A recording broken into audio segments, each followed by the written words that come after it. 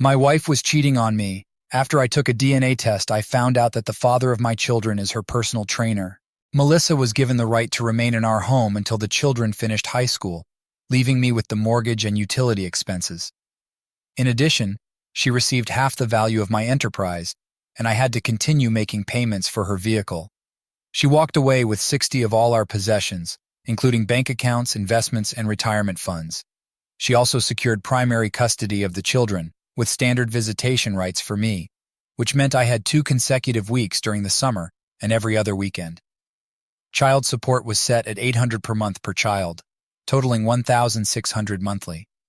Since she hadn't worked in the last 6 years, she was awarded $2,300 per month in maintenance. The divorce would be finalized in 90 days unless I retracted the petition. Judge Ellen Carter slammed her gavel and began to rise. I couldn't stop myself. I muttered a single word that would alter the course of the next several months of my life. I told her I didn't comprehend what was so difficult and offered to clarify if she found it challenging. Judge Carter froze mid-motion, her head snapping toward me so fast I thought her neck might break. She looked at me as if I had just committed the ultimate sin. Slowly she sat back down, her face changing from shock to pure rage. Her glare was icy enough to freeze the sun. Calling her angry was an understatement. She declared she wasn't foolish and knew what was coming. She didn't care and gave me 1 minute to apologize or face contempt of court. I retorted that at least she'd get one thing right that day, expressing my utter disdain for the situation. My lawyer hissed at me to be quiet, frantically searching his briefcase for something to calm me down. She sneered, slammed her gavel again, and threatened to see how much contempt I'd have after 30 days in jail. Sarcastically, I suggested 60 days and asked if she wanted to go for more. I even added that maybe if she got laid occasionally, she wouldn't be so difficult, raising both middle fingers and telling her to use them to reach a climax and perhaps be less of a nightmare. In my view, she needed a change more than anyone in history. I reflected on the situation, thinking someone might have called 911. 2 possibilities crossed my mind: either she was about to have a stroke or her head was going to explode. Surprisingly, no smoke was visible from her ears, though her face turned an alarming shade of red. After my outburst, she was livid and sentenced me to 90 days. Her voice sounded demonic as the bailiffs took hold of me. My lawyer looked utterly defeated, and the courtroom was in shock. I couldn't help but laugh, which probably explained the psychologist visits I had over the next couple of weeks in lockup.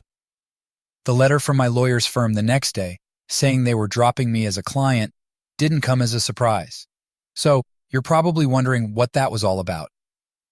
Here's a little background. My name is Tom Anderson, and I'm 34 years old. I was born to a decent middle-class couple in the South. I grew up with traditional values where there was a clear sense of right and wrong, respect was earned, and you didn't cheat. Your word meant something. The principles I was raised with were to work hard, be generous with what you have, and stay true to your values. Treat others how you want to be treated. Most people don't consider the flip side. Treat others how they treat you. The Christian thing to do is turn the other cheek, but I've never been good at that. I have a notorious stubborn streak, and when I feel wronged, I don't let it go. In high school, I dated Lisa Brown for a few months. We had an argument and broke up, but it was understood to be temporary. We'd cool off over the weekend and make up by Monday. Unfortunately, I saw my cousin Mark taking Lisa to the theater on Saturday. Mark and I were like brothers, the same age, inseparable growing up. He knew we'd probably get back together, but he took her out anyway. From that moment, he was dead to me. When Lisa tried to talk to me on Monday, I ignored her. At church on Sunday, Mark approached me, but I stared at him silently. When he finished talking, I walked away. Even at Sunday dinner with our families, I ignored him. He tried to play video games with me, but I just left. Our parents tried to make me talk to him, but I refused. A year later, after I stole his girlfriend, I still wouldn't speak to him. I even hit him when he confronted me. He sent me a wedding invitation years later, but I ignored it. When I married Melissa, I invited every member of my extended family to the wedding except Mark. Yeah, I know holding grudges isn't the smartest thing, but when someone intentionally wrongs me, I don't forgive easily. Mark and Lisa's betrayal was no honest mistake. Right now, many of you might think I'm an idiot. If that's the case, let me annoy you a bit more. I firmly believe in facing the consequences of your actions. If you drive drunk and get caught, expect to lose your license, pay higher insurance, and perform community service. If your job depends on driving, you lose your job. That's what I call a foolish tax. If a girl gets pregnant at 18 because she didn't use protection, her foolish tax is being called mommy for the next 18 years. If a guy gets his prom date pregnant, he should step up and take responsibility. Choices have consequences, and it's called personal responsibility. I refused to pay for someone else's mistakes. So I worked hard in high school, got good grades, earned scholarships, and went to college. I did well with the ladies and kept my grades up. I was always on the better-looking side and took care of my health. Sure, I got into more than my fair share of fights because of my beliefs, but I won more than I lost and stayed in good shape. Women found me attractive enough. I graduated with a degree in economics and a minor in accounting, then went on to get my MBA. I landed a decent job at a large company making good money. Being single with not many bills, I started playing the stock market and found I had a knack for it. I did pretty well. A few months into the job, I met Melissa at a party. We hit it off. I asked her out, and it went from there. She was beautiful, and I'm not just saying that because she was my girlfriend. Everywhere we went, she turned heads. All my friends commented on how they'd try to move in if we ever broke up. Even my lesbian friends joked about trying to turn her. Eventually, I proposed, she accepted, and we got married. Melissa went to college too. I joked that she went for her Mrs. degree. She didn't get that, but she did graduate with a degree in art history, which landed her a job as a barista at a local coffee shop. For those confused, an MRS degree signifies a girl who goes to college to delay adulthood and graduates with a husband to take care of her. Yes, I'm an arrogant idiot. Get lost. We settled into married life. Melissa quit her job a week before the wedding and became a full-time homemaker. Our sex life was great, and we bought a nice 3-bedroom house. I was doing well at my job and making good money on the stock market. We weren't living extravagantly, so we saved a lot. All my bonuses went into investments, and I maxed out my 401k contributions. I aimed to retire before 40. Excelling at work, I got substantial bonuses and promotions, climbing the corporate ladder. A few years into our marriage, I came home one Friday to find Melissa dressed up with a huge smile. "Hurry up and get showered and changed. We're going out to celebrate tonight, Daddy." Holy moly, did she just say what I thought she said? We had been trying for a few months, so it wasn't out of the blue, but still it was a surprise. I swung her around, kissing her face all over, figuring we'd be toning down celebrations because of her pregnancy and then the baby. We lit up the town that night. The next several months were joyous as we prepared for our new addition. Then we got another shock twins, 2 little girls. I couldn't wait to spoil them and have 2 daddy's girls. I was on top of the world. The day finally came, and we rushed to the hospital. Our 2 little girls were born a few hours later, beautiful and healthy, with all their fingers and toes. Being twins, they stayed in the hospital a few days longer, but everything was fine when we took them home. Both families were there to greet us. Everyone was happy. My mom couldn't stop staring at them. She was thrilled to finally have the grandchildren she'd been wanting. Life changed for us. I decided that working for the big company kept me away from my family too much. With a ton of money saved, I formed my own company. I was doing well investing, so I got the necessary licenses and opened my own investment firm. I had been helping friends and relatives, so I talked to them about becoming official clients. That got things moving. Several former coworkers moved their portfolios to me as well. Within a year, I had a decent client list, and more people were considering joining. When you're on top of the world, the only direction you can go is down. It was the girls' second birthday party, and we turned it into a full-on production. They wouldn't remember it, but we celebrated and recorded videos for them to enjoy when they were older. Both sides of the family were there. We were all having a fantastic time at the party until I overheard a conversation that changed everything. I had just used the ensuite bathroom in our bedroom, since the hall bathroom was occupied. As I was about to step out, I heard my mom talking to her sister in the hallway. Mom mentioned she couldn't figure out where the girl's blue eyes came from. Her sister suggested she ask me about it. Mom replied that she couldn't imagine what would happen if I found out they weren't mine. She worried about how happy I was and how devastating the truth would be for me. I couldn't listen to anymore. Quietly, I retraced my steps back to the bathroom and locked the door behind me. I needed to think. But the girls had to be mine, right? Surely someone in our families had blue eyes. My eyes were a muddy brown, and Melissa's were more hazel. I mentally pictured all my relatives, but the only person I could think of without brown eyes was my cousin Anna, whose green eyes came from her non-blood-related father's side. Thinking about Melissa's family, I couldn't recall anyone with blue eyes. After a while, I realized I needed to compose myself and rejoin the festivities before being missed. Suppressing my emotions, I put on a cheerful demeanor and returned to the party, enduring a challenging day while mentally strategizing my next steps. Eventually, things quieted down, and everyone left. While putting the girls to bed that night, I scrutinized their features. Some resembled Melissa, but others were unfamiliar, and none seemed to resemble me. The next day, while Melissa napped with the girls, I ordered supplies delivered to my office using a company credit card to keep the invoice hidden. At the same time, I researched local private investigator firms. The suspicion that Melissa had cheated on me nearly 3 years ago was overwhelming. If she did cheat, was she still unfaithful? I needed proof. A few days later, the ordered items arrived, and I met with and hired a firm called Elite Investigations. I provided them with all the necessary information to hack into Melissa's cell phone, tablet, and laptop. Concurrently, I made some financial moves. If she wasn't cheating and the girls were mine, these actions wouldn't matter. However, if my suspicions were accurate, it would safeguard my money from her reach. I refused to fund her infidelity or raise someone else's children. While the girls were innocent victims, so was I. If she chose to mess around and get pregnant by someone else, they could bear the financial responsibility. Nothing was finalized, but I awaited proof. 2 weeks later, I received the letter at my office. Locking my door, I opened it and cried for an hour. The confirmation that they weren't mine hit hard. Deep down, I had sensed the truth but clung to hope. The following day, my PI met with me, providing all the proof he had gathered. Melissa was still involved with her blonde-haired, blue-eyed personal trainer, meeting him a couple of days a week and even taking the girls to his apartment. The audio confirmed they were aware of the real father. The next afternoon, I consulted a divorce lawyer. Rejecting his conventional advice, I prioritized the children's well-being and insisted on preparing the documents, but delaying filing until the right time. The preparations took 2 months, and with zero net income and assets on paper, I left Melissa a surprise.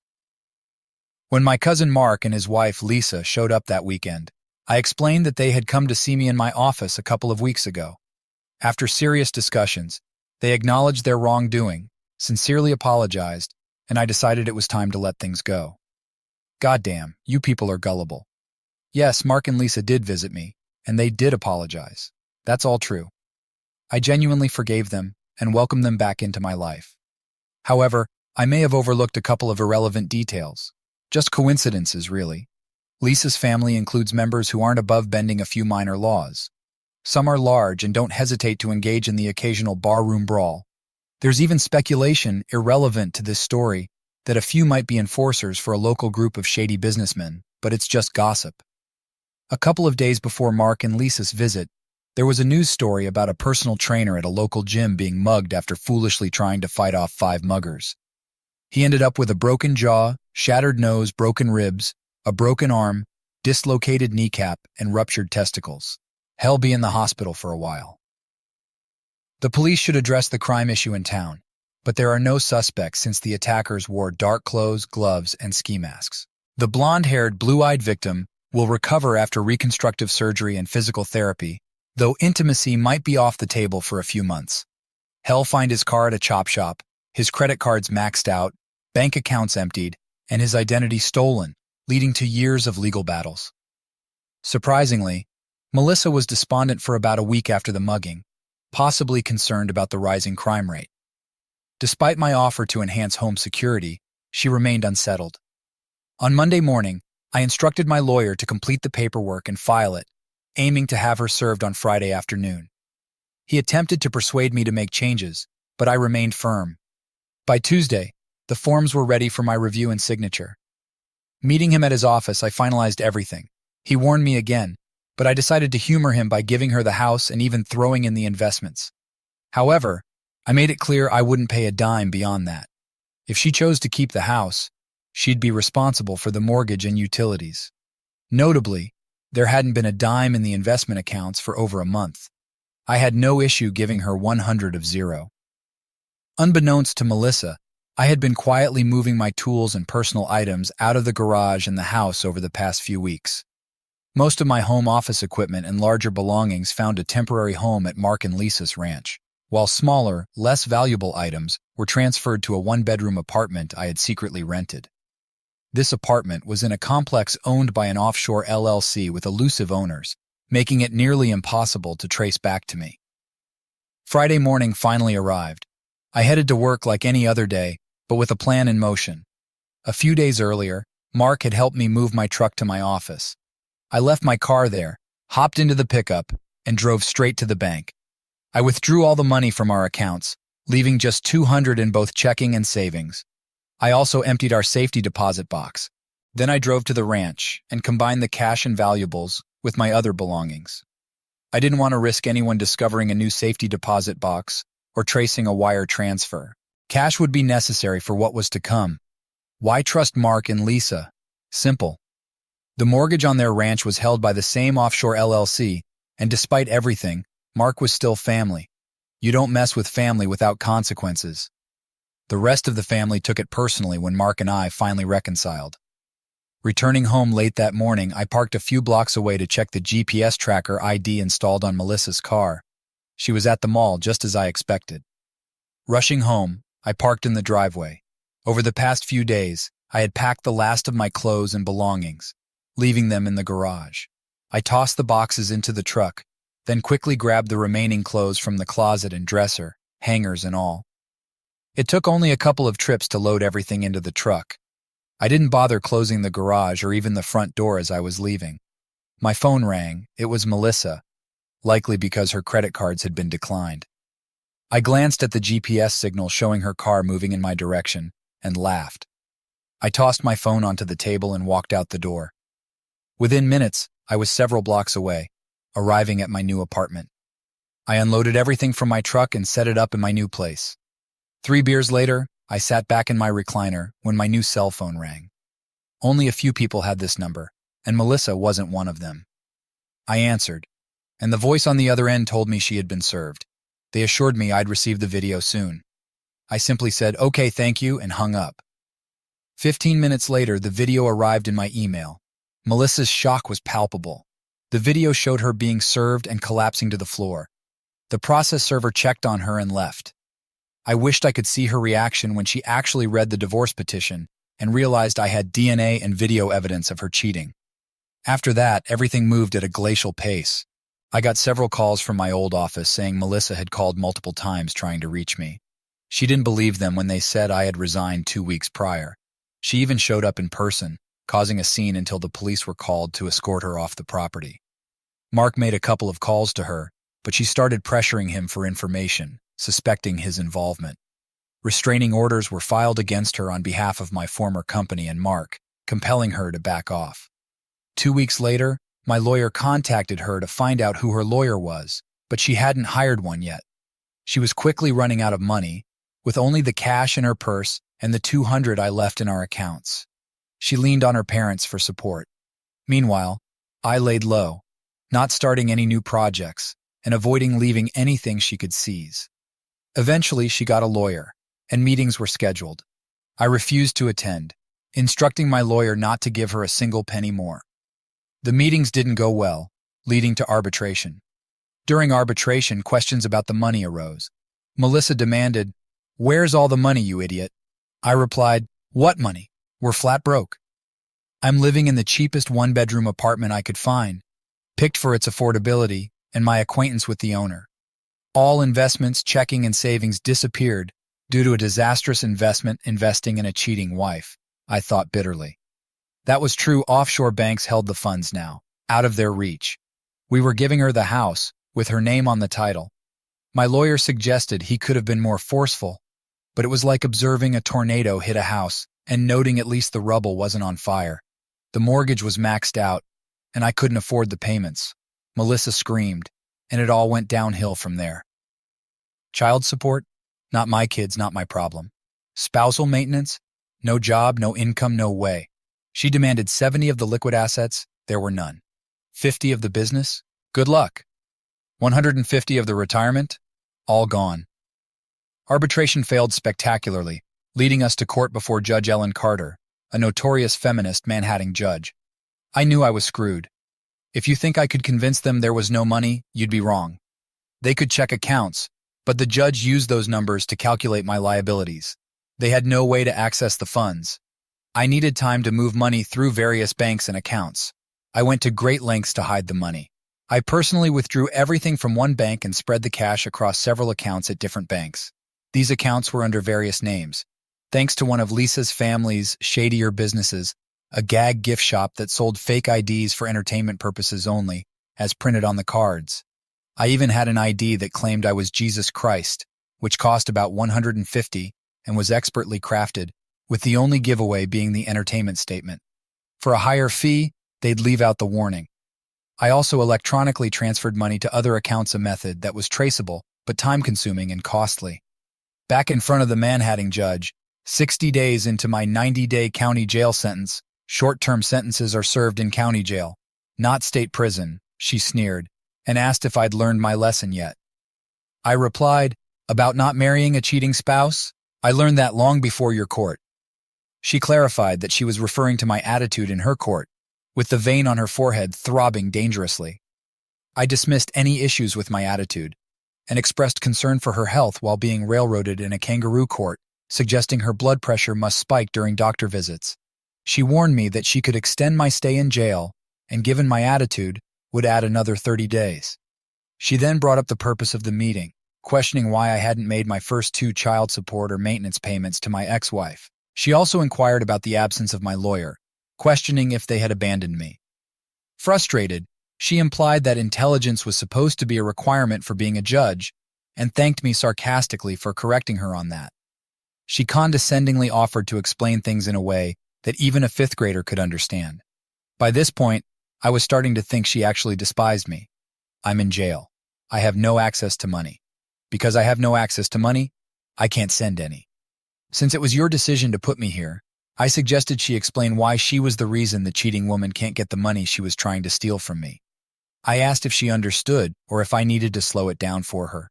I was then escorted back to my cell for another 90 days, 30 from my original sentence, 30 from her first tantrum, and another 30 that I managed to rack up at the end. To be honest, it really wasn't that bad. Sure, the food sucked, but I still ate it. I had a decent bed to sleep in and lots of free time. I made good use of the weights and exercise equipment. I didn't have many problems inside. First off, my courtroom antics quickly became common knowledge in the jail, earning me a few friends.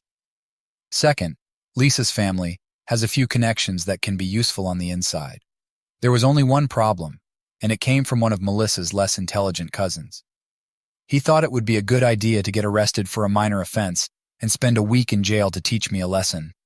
The entire jail population recognized him before he even set foot inside. It didn't take much brainpower to figure out his intentions. Spotted halfway across the yard, an inmate accidentally collided with him while tossing a football, elbowing him in the gut. Undeterred, he continued his quest but was then struck by a basketball 20 feet further. The passer apologized profusely, and another accidental elbow to the chin followed while he was being helped up. After shaking off the incidents, he resumed his trek toward me. With my back turned, he tried to sucker punch me, but I wasn't clueless. Anticipating it, I spun around and delivered a forceful kick to his groin, a clear 65-yard field goal. His accumulated misfortunes landed him in the infirmary. 2 days later, he refused yard exercise, spending most of his time in his cell until he was released. Back in court, facing the judge, she inquired if I was ready to apologize. I asked, for what? She specified, my vile courtroom outburst. I responded, I really don't know what you're talking about. Dismissively, she warned me to keep a civil tongue or face an extended stay. I expressed frustration, mentioning that another judge might take over and that she was on my last nerve. Sarcastically, I suggested that I might start stomping my feet, and perhaps she'd need an EMT in the courtroom if she had a stroke. I pointed out that no child support, maintenance, mortgage, or utility payments had been made as ordered. I explained that I couldn't pay anything while jailed, couldn't work, and emphasized that the kids were not mine. I added that my ex-wife was a cheat and should pay for her own life, maybe charge for it. Addressing another issue, I stated that I had given her half the business and she should have plenty of money. Melissa's lawyer interjected, explaining that they had been unable to take possession of her part of the business.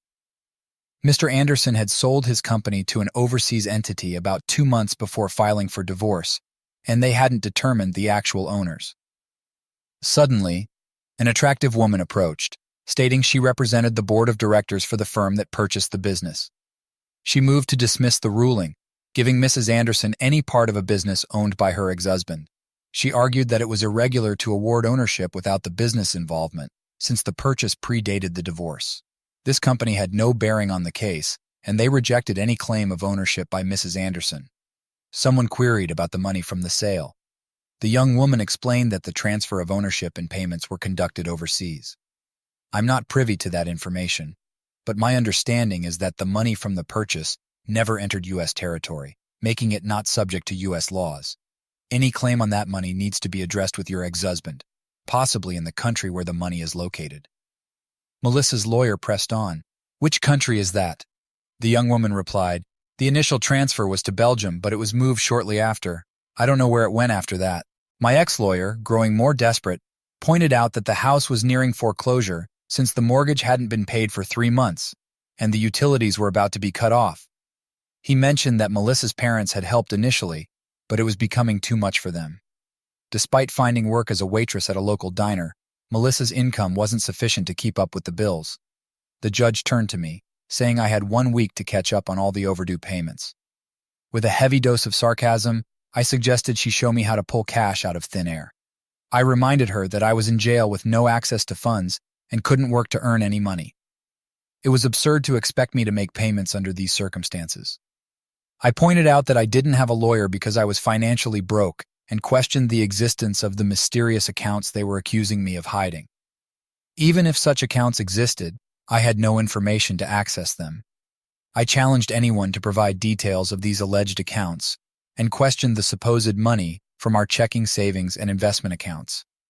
I explained that my company had been in poor shape due to previous bad investments, forcing me to sell it at a loss to cover expenses, leaving no money left over. Seeing the court's skepticism, I shrugged, indifferent to whether they believed me. I suggested my ex-wife might have taken the money while cavorting with her boyfriends. Her lawyer objected, saying my accusation didn't make sense. I shot back, it makes as much sense as keeping me in jail without access to money and demanding I make payments. The judge warned me she could keep me in jail until I paid. I stared at her incredulously and sarcastically replied that it made perfect sense to keep me where I couldn't comply with their demands while insisting I meet those demands. 3 months later, the house went into foreclosure, and Melissa lost her Lexus due to non-payment. Unable to afford an apartment, she moved back in with her parents, working 30 hours a week at the diner. Desperate, they begged the judge to release me so I could start making payments. Meanwhile, her lover, now out of the hospital and undergoing physical therapy, struggled to fix his financial mess. His trash credit rating prevented new credit card accounts from being opened in his name. With minimal insurance coverage on his car and part-time work at the gym, he faced high medical bills and deductibles, making it a slow process to pay off his debts. I managed to secure a lawyer and struck a deal with the judge for my release to find work and start making payments. I had to surrender my passport due to suspicions of hidden funds and flight risk. I started working at a local fast food restaurant and moved in with Mark and Lisa at their ranch. Although I knew I was being watched, most of the cash was already hidden. For the next 3 months, Melissa got a court order to garnish my minimum wage, which provided her with very little. During this period, I finalized my plans with Mark. While I was in jail, he emptied my apartment and divided my belongings among our extended family. Packages were sent to a common location undetected by surveillance. Visitors discreetly moved packages during family gatherings and barbecues. I spent my days working or staying at home, avoiding going out. The restaurant eventually obtained a restraining order against Melissa for her constant disruptions at the restaurant. A discreet payment to the manager ensured I kept my job. My lawyer, who initially represented the new owners of my former company, started visiting me at the ranch. Eventually, I hired her as my attorney. She was as fierce as a barracuda, especially during our poolside meetings, ignoring ethical concerns about our lawyer-client relationship. I joked that lawyers treated scruples as negotiable currency, with morals being nothing more than large paintings on walls. So, you're curious about my finances. Yes, I did sell my firm. No, I didn't sell it to myself. I had no intention of letting Melissa get any piece of the firm I was divesting from.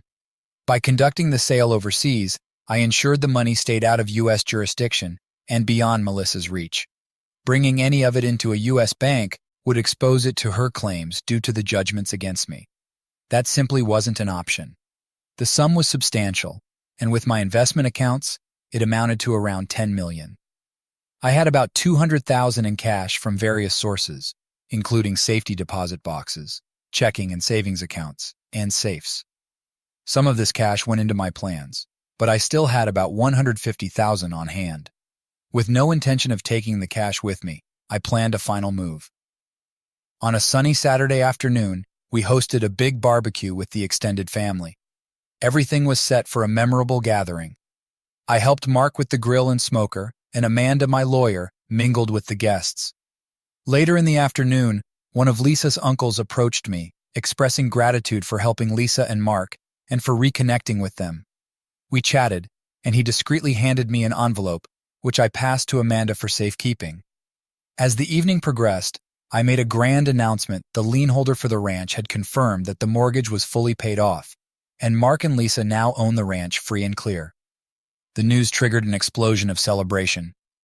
We partied late into the night. As the guests started to leave, Amanda mentioned she had an early flight the next morning and left with a group of 6 other cars. Her flight was out of an airport in the next state. She had packed earlier and had everything ready in her leased car when she arrived at the party. Instead of returning to her rented apartment, she headed straight to the airport. No one noticed the man climbing out of the back of her car in the parking garage, nor did they pay attention to the man casually walking 50 feet behind her as they made their way to the international terminal. Tom Anderson couldn't travel outside the U.S. because he had surrendered his passport to the court, but Jason Williams's passport didn't raise any eyebrows. No one even glanced at the couple holding hands as they boarded their first-class flight to Mexico City. Amanda White disappeared there, and in her place, Erica Williams joined Jason Williams for their connecting flight to Ecuador. 2 days later, Greg and Emma Johnson arrived at their new hacienda on the Caribbean coast of Costa Rica. Along the way, they had become members of the Mile High Club. Strangely, an old Chevy pickup resembling the one that vanished from Mark and Lisa's ranch awaited them. 2 weeks after the barbecue, a bench warrant was issued for Tom Anderson. He was fired 2 days after the barbecue for a no-show, no call. With no payments made to his ex-wife since then, Mark and Lisa faced the court. A lawyer in a sharp suit argued that the couple had no responsibility for their cousin, who had rented a room and then disappeared. They even filed a suit against him for back rent. All they could say was that he drove off in his old pickup one afternoon and never returned. Though skepticism was high, there was no proof to contradict their story. Over the next several years, Tom Adams ran a small charter fishing business, and Emma managed their cozy beachside cantina. They thrived in the small village, living in one of the larger haciendas and enjoying several luxuries. Guests visited from time to time, including Mark, Lisa, and other family members. It was a simple, delightful life for Greg and Emma, who were deeply in love. Most evenings, they hosted friends and neighbors in the cantina or their lavish hacienda. Their wealth and friendliness quickly earned them a place in the community. Whenever a need arose, they donated generously. Greg dabbled in the stock market when not out on his boat or in the cantina, even setting up accounts for some locals and helping them manage their finances. As for Judge Ellen Carter, life threw her a curveball. A few years after my escape to Costa Rica, her wife, known for her disdain for men, was caught having an affair with a man. The judge had adopted her wife's 3 children when they married. Following their split, Judge Carter was ordered to pay child support, alimony, and house payments to her ex-wife. Adding to her humiliation, her ex-wife quickly moved her boyfriend into the house, continuing their affair openly. Though not officially married, they behaved like a typical couple. Rumors swirled about their planned wedding date, set exactly 1 week after their youngest child graduated from college. coinciding with the end of Judge Carter's financial obligations.